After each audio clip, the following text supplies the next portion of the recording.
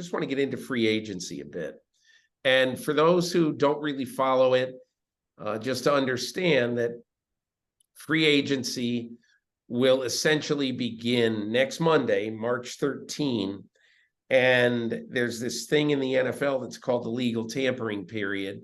And it is basically a 48-hour window where all the deals get done, essentially. You can't sign them officially, but all of them verbally get done. And so when we record our podcast next week, Myles and I will know where a lot of these players are going. But in my opinion, the best player on the market this year, and I'm not talking about the quarterbacks who are going to get tagged or who may get tagged or like Geno Smith. Let's just talk about all non-quarterbacks, okay?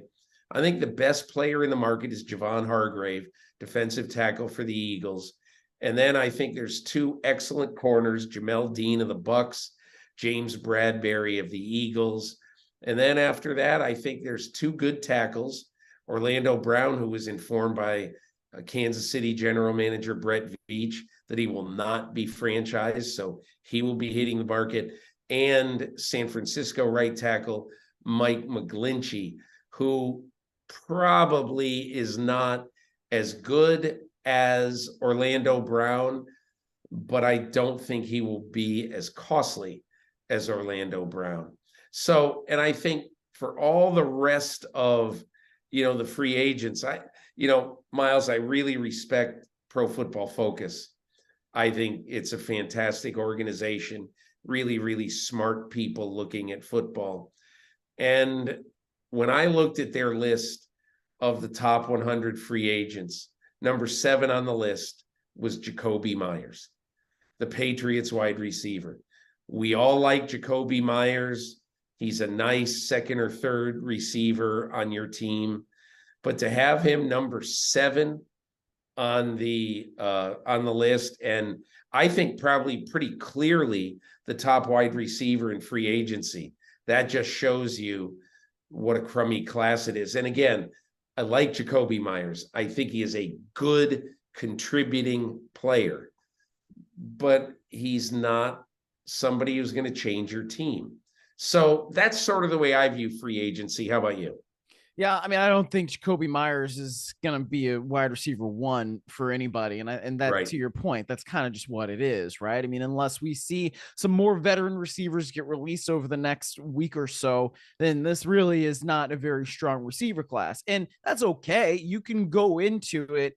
You can go into a team and you can become something that you haven't been before. I think about that with Robert Woods when the Rams signed him in 2017 and everybody was like, what the hell are you doing? And then you see him on the field and, he was really, really good. He was the top receiver for the Rams until Cooper Kupp kind of took over that role. So there are opportunities to get better. But I mean, you mentioned the guy that honestly, I feel like is probably one of the top players on the free agency board, and that's Orlando Brown. And when you've got a left tackle out there who's been as good as Brown has been, who's been as consistent as Brown has been, who has been a part of the kind of offenses that he has been a part of, and excelled, I think that that's somebody that a lot of teams are going to want to bring to the table and say, hey man, yeah, we would love for you to come and be our left tackle for years and years and years to come.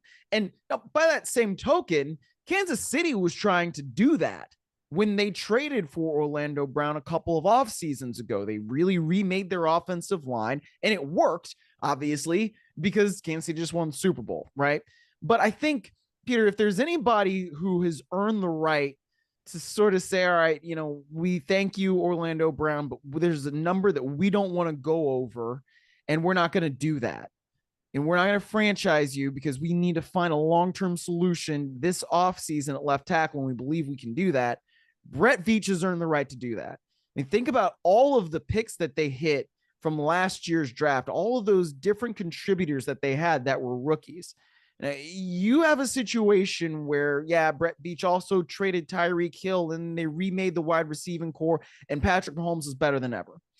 If anybody can do this and figure out a solution at left tackle, it's going to be him. So I think it's very interesting that the Chiefs are letting their left tackle kind of go. And who knows, perhaps they work out something once Orlando Brown hits the open market and maybe things aren't quite as lucrative as he thought they would be. But I think Brown's going to be playing elsewhere. And I think the Chiefs are going to have a new left tackle. And that's somebody that they absolutely have to get right. I think Brett Veach probably is going to make that happen. Yeah, I think the more I look at this, as we learn that Brett Veach was not going to franchise Orlando Brown, what really occurred to me, Miles, is that this sort of has a tributary into last year when Orlando Brown wanted $1 jillion a year ago. And I forget what the numbers were exactly, but he really wanted huge money. And Kansas City, basically, they didn't inflame the situation. They said, we're not going to do this. They just let it go. It simmered down, and finally he ended up playing for him.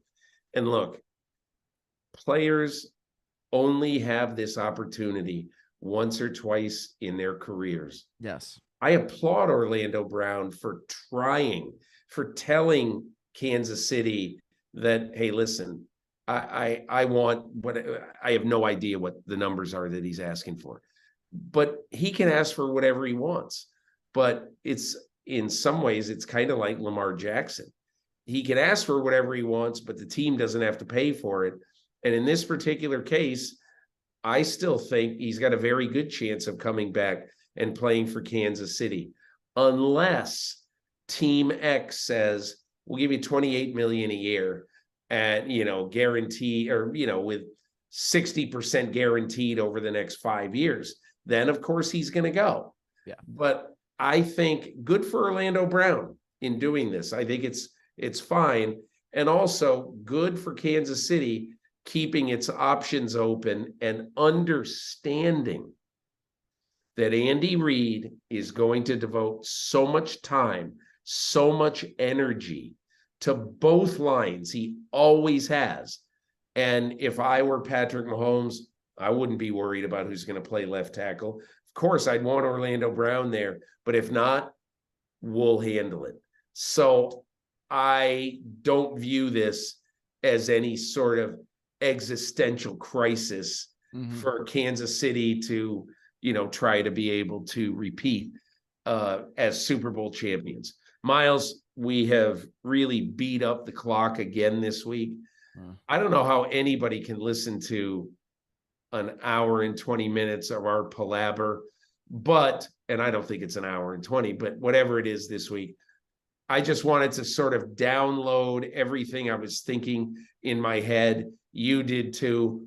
I hope everybody appreciates it. And if you don't, here's the thing. It doesn't cost a dime.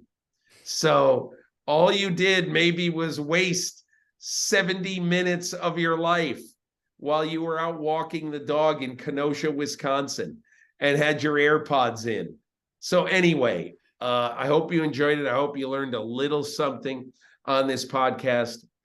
Myles Simmons and I will be back next week to really sort of rake over the crumbs in free agency and see what has happened, and see, as was told to me over the weekend, this could be a year finally where teams let the dust settle for a while first after the first few guys go off, instead of going nuts and signing B players for $20 million a year. But anyway, we'll see what's going on next week.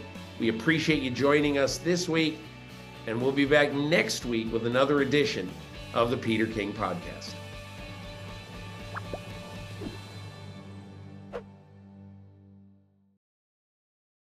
Hi, I'm Mike Tirico, and thanks for watching. Make sure to hit subscribe for the latest news and highlights from NBC Sports.